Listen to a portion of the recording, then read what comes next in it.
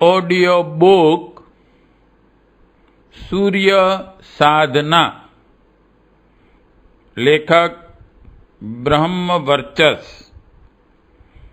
प्रकाशक युग Nirman Yojana Vistar trust, Gayatri Tapobhumi, Mathura 281003। Phone 0565 2530 115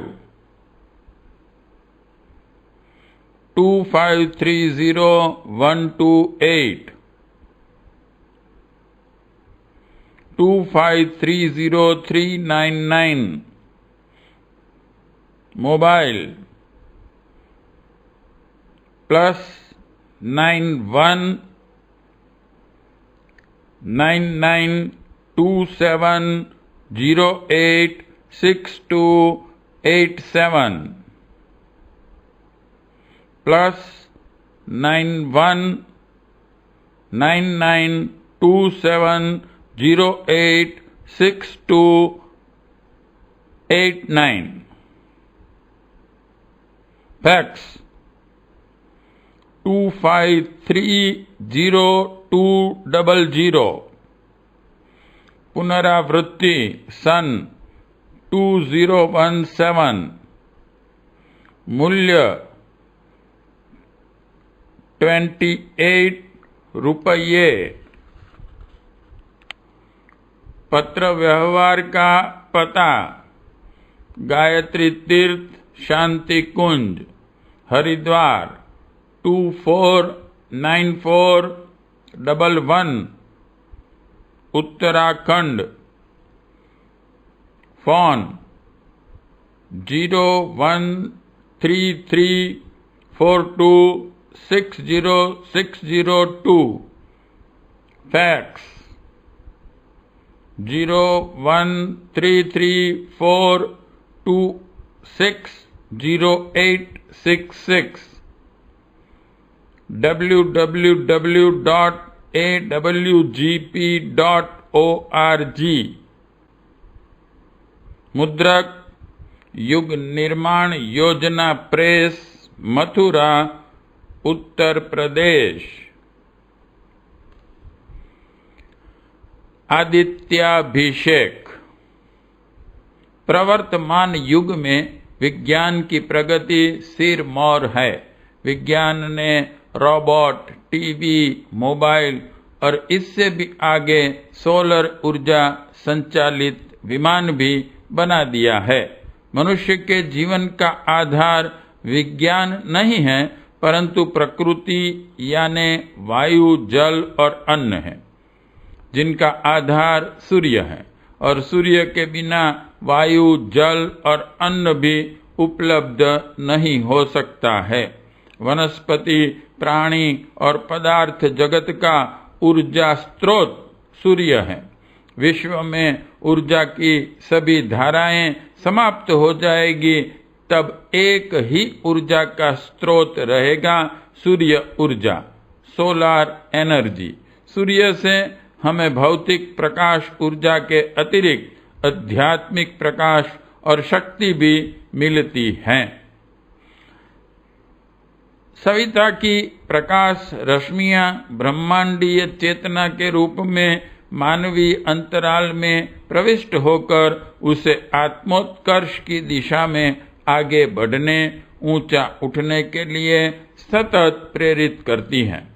सूर्य के प्रकाश में सप्त वर्णीय रश्मियों के अतिरिक्त अल्ट्रावायोलेट, इंफ्रारेड, कॉस्मिक आदि शक्तिशाली अदृश्य किरणें भी सम्मिलित रहती हैं और धरातल पर पहुंचकर अपने अपने गुणों एवं विशिष्टताओं के आधार पर वनस्पति एवं प्राणी जगत को प्रभावित करती हैं। उससे भी अधिक शक्तिशाली सूक्ष्म ऊर्जा तरंगे सूर्य से निःसृत होकर अपनी कृपा की वर्षा मानवीय समुदाय पर करती रहती हैं। सूर्य विज्ञान अध्यात्म वेता एवं दिव्य दृष्टा परम पूज्य गुरुदेव श्री राम शर्मा आचार्य जी ने इन्हें दिव्य आध्यात्मिक किरणें के नाम से संबोधित करते हुए कहा कि अभ्युदय की अभिप्सा रखने वालों के अंतःकरण में यह सीधे प्रवेश करके 5 चेतना में उच्च स्तरीय उभार उत्पन्न करती हैं। उनके अनुसार दिव्य आध्यात्मिक रवि रश्मियां अपनी समग्र ऊर्जा के साथ पृथ्वी पर उतर आएगी तो सर्वत्र उथल पुथल मच जाएगी। आंदोलनों परिवर्तनों के दौर एवं महाक्रांतियां इनकी साक्षी हैं, जिसे स्थूल चक्षुओं से नहीं देखा जा सकता है, परंतु प्रस्तुत समय इसी तरह सौर सक्रिया से भरा पूरा है, जिसकी पुष्टि अब विज्ञानवेताओं ने भी कर दी है। सूर्य विज्ञान विश्व का सबसे अनूठा विज्ञान है और उस विज्ञान के उपलब्ध होने का एक ही मार्ग है, सूर्य साधना। संसार में जितने महापुरुष हुए हैं, जिन्होंने भी क्रांतियों का संचालन किया है, मनुष्यों ने उन्हें सविता शक्ति से संचालित बताया है। जैसे परम पूज्य गुरुदेव का विचार क्रांति अभियान। सूर्य के अंतर जगत में गायत्री महामंत्र द्वारा प्रवेश करके सद्गुरु कृपा से कोई भी साधक विश्व ब्रह्मांड के रहस्यमय ज्ञान को उपलब्ध होता है। यह सृष्टि का ध्रुव सत्य है। यह सूर्य साधना विज्ञान की पुस्तक सभी पाठकों के सूर्य साधना मार्ग को प्रशस्त करें, ऐसी शुभकामनाएं। आदित्याभिषेक समाप्त।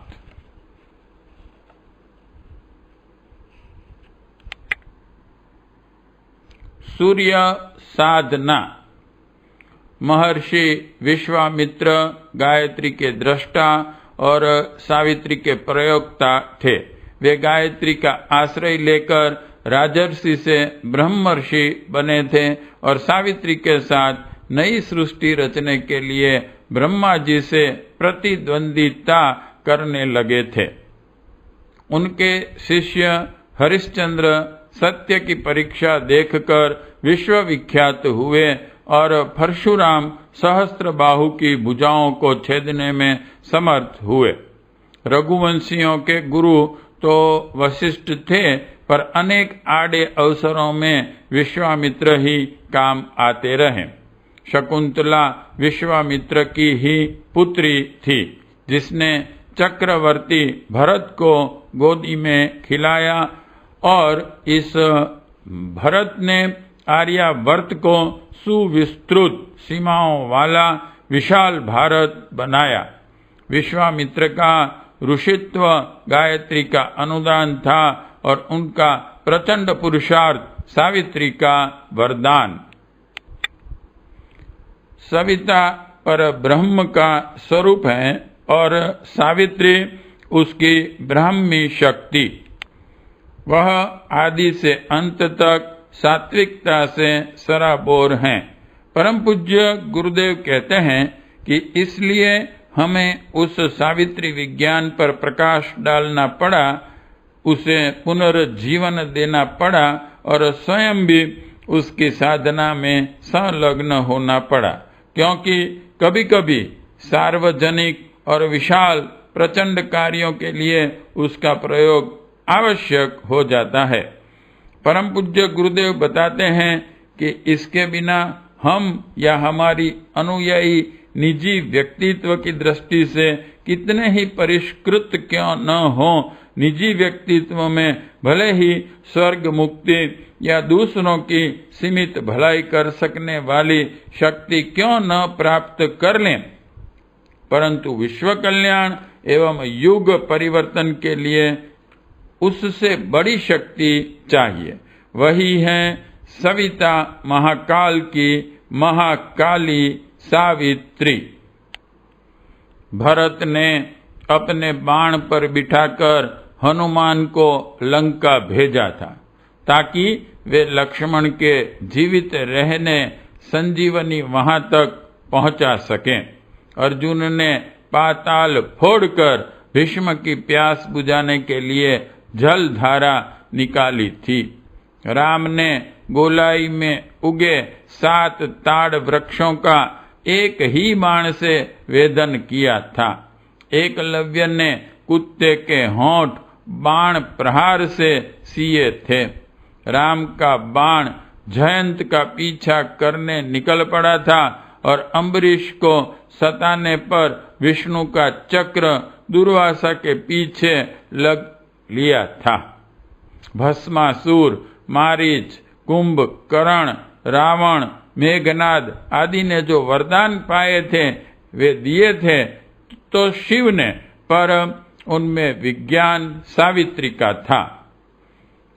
गायत्री से दिव्य आध्यात्मिक विभूतियां उपलब्ध होती हैं और सावित्री से भौतिक रिद्धि सिद्धि, परंतु गायत्री साधना का संतुलित लाभ उठाने के लिए सावित्री शक्ति को भी साथ लेकर चलना पड़ता है। सावित्री को अपने विविध रहस्य हैं। उनका विश्वामित्र कल्प ग्रंथ में संकेत किया गया है। देखने में लगता है कि भौतिक सिद्धियों का समग्र क्षेत्र सावित्री विज्ञान के ही इर्द गिर्द घूमता है। जिन दिनों अध्यात्म विज्ञान के क्षेत्र में सावित्री विद्या के जानकार थे, उन दिनों यहाँ श्रृंगी ऋषि स्तर के प्रयोक्ता भी थे, जिनके अनुग्रह से राजा दशरथ 4 अवतारियों के जन्मदाता बने, जिसका माध्यम यज्ञ नारायण थे और यही सावित्री का विलोम प्रायोग था। प्रतिलोम से शाप द्वारा मरे तक्षक को जीवित बनाए रखा और नियत अवधि के भीतर परीक्षित का प्राण हरण किया। यह सावित्री का प्रतिलोम प्रयोग था। अनुलोम से वरदान और प्रतिलोम से शाप की वर्षा की जा सकती है। समुद्र पर पुल बना देने और स्वर्ण रचित लंका को घास की तरह जला देना किन्हीं के भी शरीरों द्वारा संभव हुआ हो, पर था वह सावित्री शक्ति का चमत्कार, जिसे प्रयोक्ताओं ने सही प्रयोजन के लिए सही अवसर पर क्रियान्वित किया। इसी गायत्री यानी कि बला और सावित्री यानी कि अति बला विद्या के प्रशिक्षण के आधार पर श्री राम ने शिव धनुष तोड़ा और रावण का संहार किया था। अध्यात्म विज्ञान में ज्ञान बीज का विकास उपासना द्वारा और शक्ति बीज का विकास साधना से होता है। जब अनुष्ठान, ध्यान, सेवा, पूजा से भूमि शोधन होता है, साधना, योगाभ्यास और तप के सहारे विकसित होती हैं, उपासना से दैवी गुणों का विकास और साधना से शक्ति के अनुदान वरदान मिलते हैं। उपयुक्त प्रमाणों से सिद्ध होता है कि गायत्री और सावित्री को एक प्राण और 2 शरीर कह सकते हैं। भौतिक प्रयोजनों में प्रयुक्त ब्रह्म शक्ति को सावित्री और अध्यात्म प्रयोजनों में प्रयुक्त होने पर उसे गायत्री कहा जाता है। सावित्री जप का लाभ स्वर्ग अर्थात सुख सुविधाओं और गायत्री उपासना से मोक्ष। सूर्य साधना क्यों?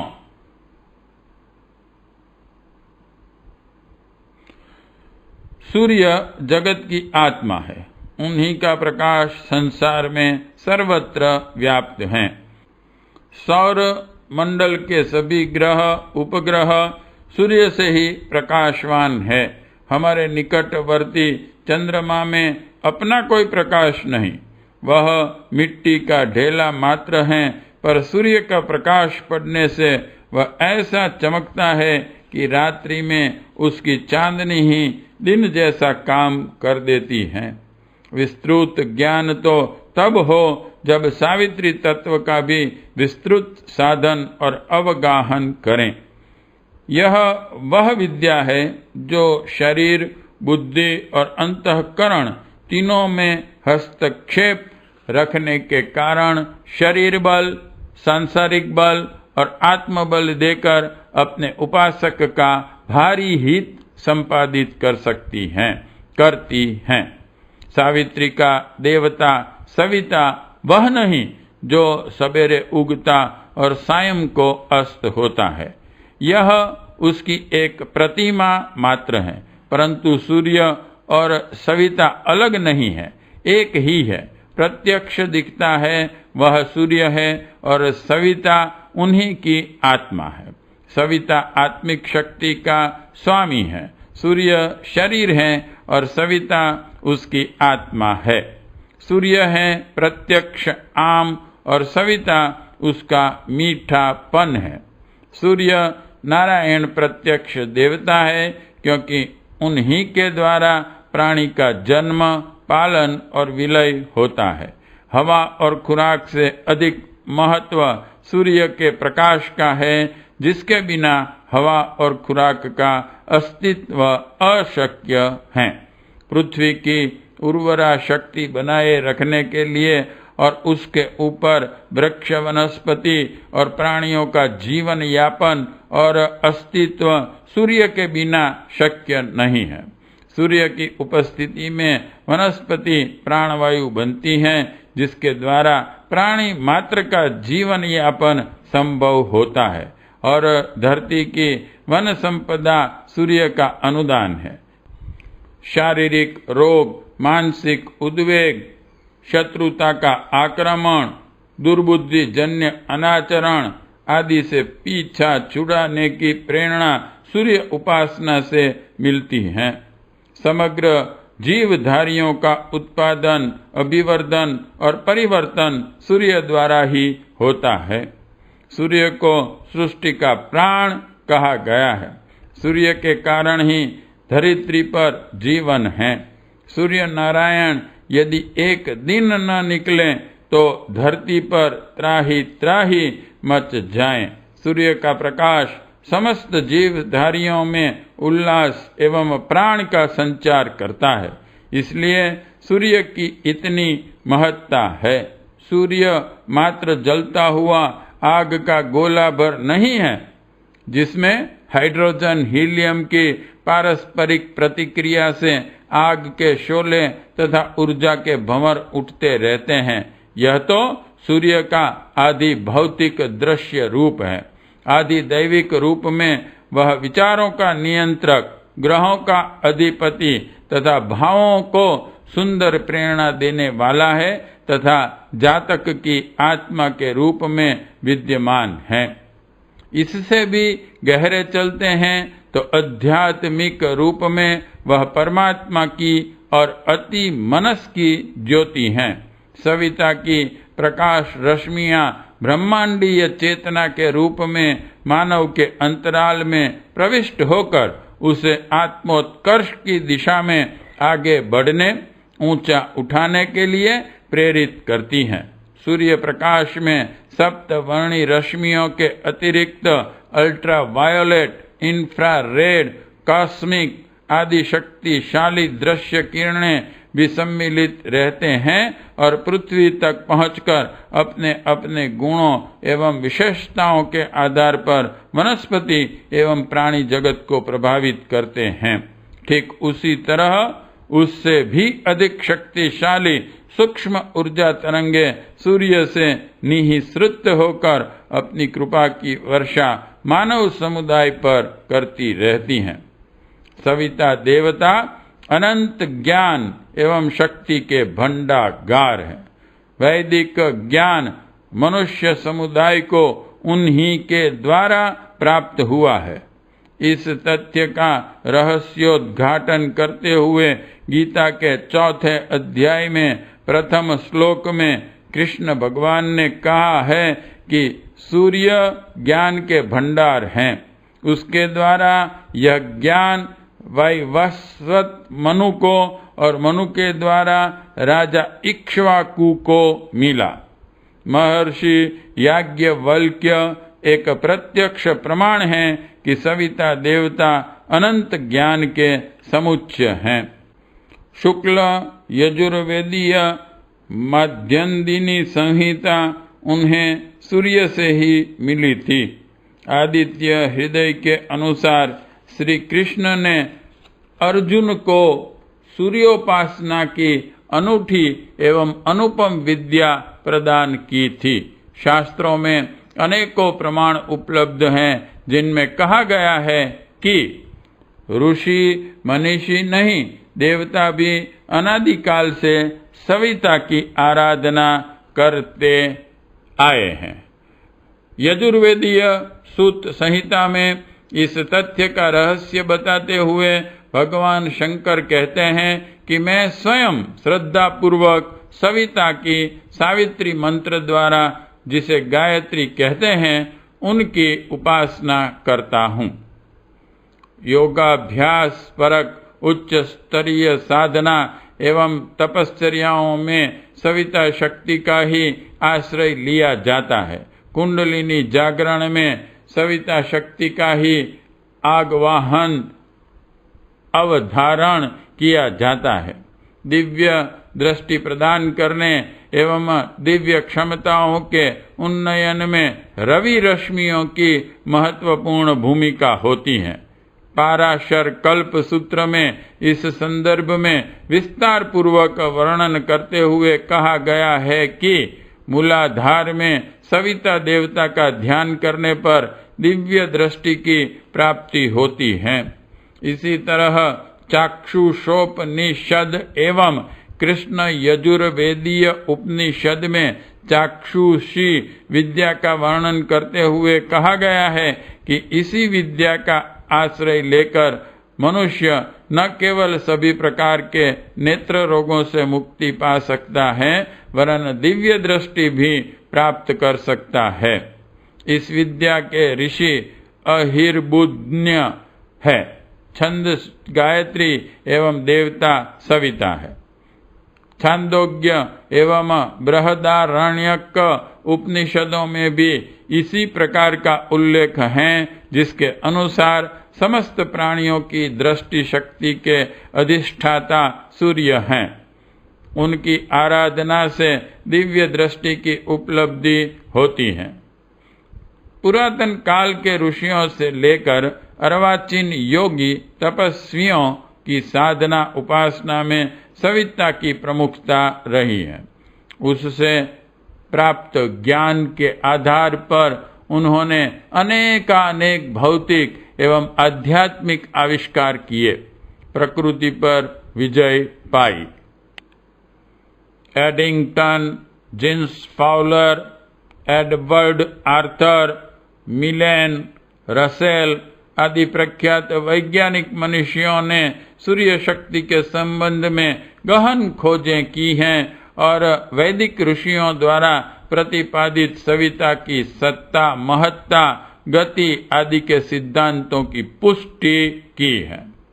मार्कंडेय पुराण में सूर्य को ब्रह्म का मूर्त रूप बताते हुए कहा गया है कि ओम अर्थात प्रणव सूर्य का सूक्ष्म रूप है। उसी से भूर, भुवः, स्वः नामक 3 व्याहृतियां उद्भूत हुई है। तत्पश्चात मह, जनः, तपः, सत्यम आदि 7 लोकों का आविर्भाव हुआ। गायत्री महामंत्र इसी का विस्तृत रूप है, जिसमें ज्ञान विज्ञान की समस्त शक्तियां सन्निहित हैं। वस्तुतः मनुष्य की आध्यात्मिक उन्नति में सविता देवता की महत्वपूर्ण भूमिका होती है। सूर्य को अब जीवन का केंद्र बिंदु माना जा रहा है। सूर्य ही है जो समस्त ग्रह पिंडों को अपनी आकर्षण शक्ति से बांधे हुए हैं और उनके अनुसार मनुष्य जितना अधिक पार्थिव शक्तियों से प्रभावित होता है, उससे भी कई अनेक गुना अधिक उसे सौर शक्तियां उत्तेजित और आंदोलित करती हैं। वनस्पतियां उसी से जीवन ग्रहण करती हैं और प्राणियों को भी अपनी प्राण शक्ति के लिए बहुत कुछ सूर्य पर ही निर्भर रहना पड़ता है। सूर्योपासना की वैज्ञानिक विधियों का सहारा लेकर मन और शरीर पर पड़ने वाले सूर्य के प्रभाव को न्यूनाधिक किया जाता है। सूर्य चिकित्सा के अनेक विधि विधान शारीरिक रोगों के निवारण करने में अत्यधिक सहायक सिद्ध होते हैं, जबकि ऐसे ही खुली सर्दी गर्मी से रोगग्रस्त हो जाना संभव है। इसी प्रकार सूर्य के मन पर पड़ने वाले प्राकृतिक प्रभाव का विश्लेषण करके ध्यान आदि द्वारा उपयोगी को बढ़ाने और अनुपयोगी को हटाने का क्रम बन सकता है। सविता देवता के प्रभावों को उपासना रूपी छलनी से छानकर ग्रहण करने में पानी को छानकर पीने पर उसमें धूली अस्वच्छता से बचने जैसा लाभ मिलता है। सूर्योपासना मानवीय जीवन की एक अति उपयोगी उपलब्धि थी, जिसे हम क्रमशः भूलते ही चले जा रहे हैं। ज्योतिर्विज्ञान का भौतिक पक्ष हो अथवा दैवीय विज्ञान, इसके रहस्य सूर्य साधना में समाये हैं। इसकी विशिष्ट साधनाओं से उन्मीलित दृष्टि ही उनका रहस्योद्घाटन करने में सक्षम और समर्थ हैं। इन साधनाओं की गंभीरता में उतरकर ब्रह्मांड की रहस्यमयी सूक्ष्मताओं को जानना और सौर मंडल के ऊर्जा प्रवाहों से लाभान्वित हो पाना संभव है। वैज्ञानिकों का कहना है कि धरती पर जितना कुछ जीवन तत्व विद्यमान है, जितनी भी हलचलें हैं, उनका उद्गम केंद्र सूर्य सत्ता में सन्निहित हैं। धरती पर अनेक रसायन उपलब्ध होते हैं। उन्हीं के आधार पर वनस्पतियों और प्राणियों की काया का निर्माण होता है। यह रसायन सूर्य और पृथ्वी संयोग से ही विनिर्मित होते हैं। प्राचीन काल में ब्रह्मचारी गुरु के पास शिक्षा के लिए जाता तो उस गुरु उसे सूर्य के समक्ष खड़ा करके कहता था, मानवक सूर्यस्यावृत मनुव्रजस्व। उस सूर्य को देख, उसके पीछे पीछे चल, यह तेरे जीवन का आदर्श है। और ब्रह्मचारी यजुर्वेद का मंत्र बोलते हुए कहता था, सूर्यस्य सा वृतमवावते। मैं सूर्य के अनुसार सूर्य के पीछे पीछे चलने का संकल्प करता हूँ। इसके पश्चात वह प्रतिदिन प्रार्थना करता है, अहम भूयासम सवितेव चारु। हे भगवान, मैं सूर्य की भांति दैदीप्यमान बनूं और चमकने लग जाऊं, सूर्य की भांति अच्छा बल पाऊं और सूर्य के पीछे चलूं। इसका तात्पर्य क्या है? इसका सीधा सा उत्तर है, मैं सूर्य के गुणों को धारण करूं। सूर्य का पहला गुण यह है कि वह घूमता है परंतु अपने केंद्र को नहीं छोड़ता। मनुष्य का केंद्र बिंदु है मानवता। उस पर डगमगाओ नहीं, उसे छोड़कर इधर उधर मत हो जाओ। जब से मनुष्य अपने केंद्र बिंदु मानवता से फिसलकर इधर उधर होने लगा, तभी से उसके लिए कष्ट और संकट उत्पन्न होने लगे। तभी से मनुष्य से पृथक होने लगा। ज्योतिष्मतः पथो रक्ष दिया कृतान। उन मार्गों की रक्षा करो जो बुद्धि से मंजे हुए हैं, जिन्हें हमारे दीर्घदर्शी विद्वान पूर्वजों ने अपनाया। उन मार्गों को छोड़ो नहीं।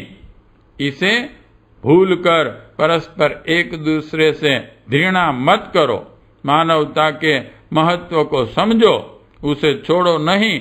मनुष्य का पतन होता है तो सबसे पूर्व उसकी मानवता समाप्त होती है। मिस्टर गिब ने रोमन साम्राज्य के नाम से एक पुस्तक लिखी है, जिसमें वह कहता है कि 6 माह तक स्कंदरिया के पुस्तकालय को रोमन आक्रामक जलाते रहे। 6 माह तक उनके हमाम इस पुस्तकालय की पुस्तकों से गर्म होते रहे। शताब्दियों का ज्ञान जलाकर राख कर दिया। तब मानवता कहाँ रही?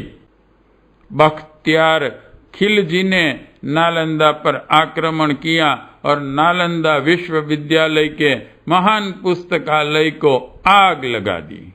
कितने ही बौद्धों का कत्ल कर दिया। महात्मा आनंद स्वामी कहते हैं कि एक बार मैं कैलाश और मानसरोवर की यात्रा पर गया था। वहां भारत के अंतिम नगर गर्वयांग से आगे 14,700 फीट ऊंची लिपुलेख घाटी है। उस घाटी से आगे तिब्बत का पहला नगर आता है, तकलाकोट। मैं यात्रा पर गया तो तकलाकोट में श्री मोहन सिंह जी रहते थे। कस्तूरी का व्यापार करते थे। बाद में वे मुझे अमृतसर में मिले। मैं कथा कर रहा था, वहां आए। उन्होंने बताया कि तकलाकोट के पास शमली मठ के नाम से बौद्धों का एक बहुत बड़ा मंदिर था। उसमें बुद्ध भगवान की एक बहुत बड़ी स्वर्ण मूर्ति थी। 150 बौद्ध भिक्षुक वहां रहते थे। 50 बौद्ध ब्रह्मचारिणियां भी रहती थी। सब बौद्ध धर्म की शिक्षा ग्रहण करते थे। चीनियों ने आक्रमण किया तो सोने की मूर्ति को उठाकर पिघला दिया।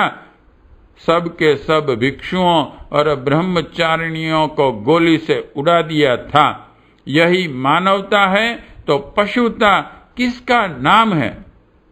परंतु यह सब कुछ हुआ क्यों? इसलिए कि मनुष्य सूर्य के पीछे चलने और अपने केंद्र पर स्थित रहने के बजाय उससे दूर हट गया, मानवता से परे हट गया।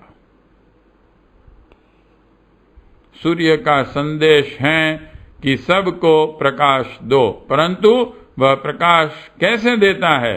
वह कहीं से लैंप नहीं लाया, कहीं से मशाल मंगाकर नहीं ले आया। वह स्वयं देदीप्यमान है, इसलिए दूसरों को प्रकाश देता है।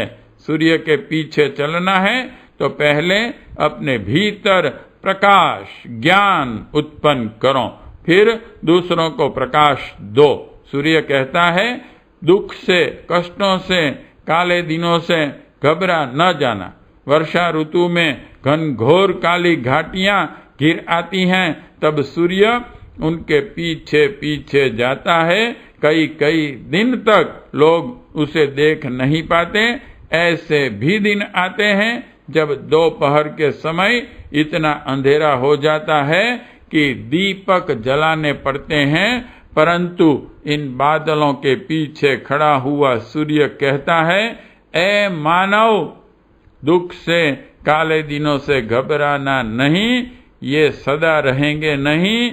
एक न एक दिन ये घटाएं छिन्न भिन्न हो जाएंगी, ये बादल बिखर जाएंगे, मैं फिर चमकूंगा। तेरे लिए भी ऐसा हो सकता है। काले दिन आ गए हैं, दुख की घटाएं घिर आई हैं, तो चिंता न कर, निराशावादी न बन, आशावादी बन। अच्छे दिन नहीं रहे तो ये काले दिन भी नहीं रहेंगे। परंतु यह बात वह किस शक्ति के आधार पर कहता है? आत्मविश्वास की शक्ति के आधार पर उसे ज्ञात है कि इन बादलों की शक्ति कोई शक्ति नहीं। मेरे अंदर वह शक्ति है कि मैं इन्हें समाप्त कर दूंगा। यह आत्मविश्वास, यह विल पावर यह मानसिक बल अपने अंदर पैदा करो। विश्वास करो कि संकट आते हैं तो जाते भी हैं, घबराओ नहीं। अपने संसार के तुम स्वयं स्वामी हो। स्वयं वेद भगवान भी यही कहते हैं। इसके पश्चात क्या कहता है सूर्य? यह कि देखो, पृथ्वी पर जहाँ कहीं भी जल है उसे मैं अपनी किरणों से ऊपर खींचता हूँ, बाष्प बनाता हूँ, बादल बना देता हूँ, परंतु ऐसा करने के पश्चात उसे अपने पास नहीं रखता, पृथ्वी को वापस कर देता हूँ। तुम भी ऐसा करो। धन कमाओ, अवश्य खूब कमाओ। वेद में धन कमाने के लिए बार बार प्रार्थना आती है, वयम श्याम पितयो रयिणाम। हे भगवान, मैं धन धान्य के भंडारों का स्वामी बन जाऊं। बनो स्वामी, इसमें कोई दोष नहीं। वेद धन कमाने से नहीं रोकता, उपनिषद नहीं रोकते। वे कहते हैं कि इतना धन कमाओ कि तुम सोने और चांदी के बर्तनों में खाना खाओ, कच्चे नहीं पक्के मकानों में रहो, खूब धन कमाओ, परंतु धन में डूब न जाओ। जब तक नाव पानी में रहती है तो पार ले जाएगी, पर नाव में पानी आ गया तो डूब जाएगी। ऐसे ही मात्र धन संचय की दृष्टि जीवन में आने से हम भी डूब जाएंगे। जैसे सूर्य कमाए हुए जल की वृष्टि कर देता है, ऐसे ही तुम भी अपने धन की बारिश करो, जिससे समाज सुखी हो, देश सुखी हो, मनुष्य सुखी हो। यदि तुम ऐसा नहीं करते तो स्मरण रखो, तुम्हारी कमाई पाप है, तुम्हारा धन पाप है। जो अपने लिए कमाता है, अकेला खाता है, उसका कमाना और खाना पाप हो जाता है। सूर्य कहता है, यदि तुम मेरे पीछे चलना चाहते हो तो मेरी भांति अपवित्रता का नाश करो। जहाँ कहीं सूर्य की धूप नहीं पहुँचती, वहाँ रोग के कीटाणु उत्पन्न हो जाते हैं, नाना प्रकार के रोग उससे उत्पन्न हो जाते हैं। तुम जाति भेद के कीटाणुओं को समाप्त करने की शक्ति उत्पन्न करो। पाप, अत्याचार और अन्याय के समक्ष झुको नहीं, इनको नष्ट करके रख दो। विश्व के तत्वदर्शियों से लेकर विज्ञानवेताओं तक सब एक स्वर से यह स्वीकार करते हैं कि सूर्य आत्मा जगतस्तुष्च, अर्थात सूर्य ही जगत की आत्मा है। इस सब का तात्पर्य यह हुआ कि अग्नि की चिंगारी के समान प्राण सूर्यलोक से स्फुरित होता है और वही वृक्ष, वनस्पति, नदी और वायुमंडल के माध्यम से गमन करता हुआ सृष्टि के अनेकों जीवों का प्राण स्वरूप दिखाई पड़ने लगता है। सूर्य की किरणें जब धरती पर बरसती हैं तो उस क्षेत्र में उत्साह और पराक्रम दौड़ जाता है। वनस्पतियों, प्राणियों और पदार्थों में हलचलों का दौर चल पड़ता है। दिवा करके अस्त होते ही सुस्ती, थकान, नींद, अकर्मण्यता आ घेरती है और हलचलों में अधिकांशतः विराम लग जाता है। जहाँ सूर्य की किरणें नहीं पहुँचती हैं, वहाँ सीलन, सड़न, नीरसता और निस्तब्धता ही अपना डेरा डालने लगती हैं। संसार के प्रमुख तत्व प्रकाश और ताप ये सूर्य की ही देन है।